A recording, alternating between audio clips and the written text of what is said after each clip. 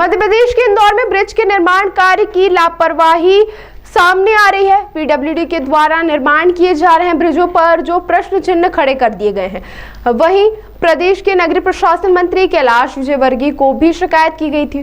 उसके बाद उन्होंने पूरे प्रदेश में बन रहे ब्रिजों का आकलन और उनके नक्शे चेक किए तो कई ब्रिजों के एक्स्ट्रा वाइंडिंग की ही नहीं मिली, जिसका ताजा उदाहरण राजेंद्र नगर के रेती मंडी और लक्ष्मीबाई नगर रेलवे क्रॉसिंग के ये जो ब्रिज बन रहे हैं वहां से सामने आया। वहीं दरअसल सड़कों की खुदाई से तो नगर निगम पर कई तरह के सवाल उठे, जिसमें नाला ट्रैम्पिंग से लेकर ड्रेनेज पाइपलाइन और तमाम कार्यों के लिए खुदाई कर सड़कों को धूल गड्ढों में तब्दील कर दिया गया, जिसके कारण यातायात तो बाधित होता है। और इसी यातायात की समस्या को दूर करने के लिए हवा में बनाए जा रहे करोड़ों रुपए की लागत से ब्रिज में भी बड़ी लापरवाहियां सामने आ रही है। और इसी को लेकर इंदौर में रहने वाले इंजीनियर अतुल सेठ के द्वारा कुछ माह पहले मध्य प्रदेश के नगरीय प्रशासन मंत्री कैलाश विजयवर्गीय को लक्ष्मीबाई नगर रेलवे क्रॉसिंग के लिए बनाए जा रहे ब्रिज को लेकर शिकायत की थी, जिसमें उन्होंने कहा था कि ब्रिज पर काफी मोड़ आ रहे हैं जो कि 90 डिग्री के हैं। यह ध्यान में आता है कि 90 डिग्री के मोड़ पर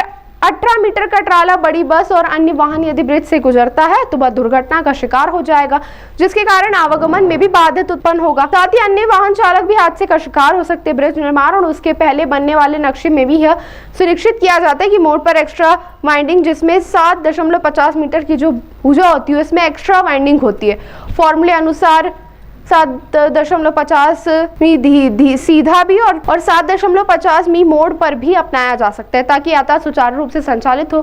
जब इस मामले में चर्चा की गई तो मामला भोपाल तक पहुंचा। शुरुआती रूप में लक्ष्मीबाई नगर रेलवे क्रॉसिंग के ब्रिज निर्माण से जुड़ा था, लेकिन अब यह मुद्दा घिरा हुआ है तो पीडब्ल्यूडी से जुड़े हुए तमाम ब्रिजों का आकलन शुरू किया गया। इसमें लक्ष्मीबाई नगर रेलवे स्टेशन के दोनों ओर ब्रिज बन रहे हैं और ब्रिज जो है उसमें 2-2, 3-3 मोड़ है 90 डिग्री के आसपास के।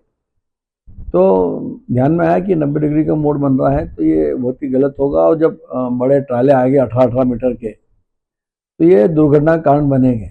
और जब उसकी ड्राइंग देखी तो मालूम पड़ा कि जो 7.5 मीटर की जो भुजाएं हैं उस पर कोई भी एक्स्ट्रा वाइंडिंग जो कंपलसरी अनिवार्य होती है करना, उसकी गिनती होती है, उसके सबके फार्मूले बने हुए हैं, वो उसके अपने कहीं भी वाइंडिंग की नहीं थी। 7.5 मीटर का सीधा भी 7.5 मीटर था और मोड़ पे भी इसकी चौड़ाई 7.5 मीटर दी थी। तो ये शिकायत और मुद्दा जो है माननीय कैलाश विजयवर्गीय जी के ध्यान में लाया था और उन्होंने इसका स्थल निरीक्षण किया और पीडब्ल्यूडी के जो उस टाइम की इंजीनियर वगैरह थे उनको सबको बुला के समझा। तो इंजीनियर लोगों ने भी इस बात को स्वीकार करा कि एक्स्ट्रा वाइंडिंग नहीं है और ये करना पड़ेगा।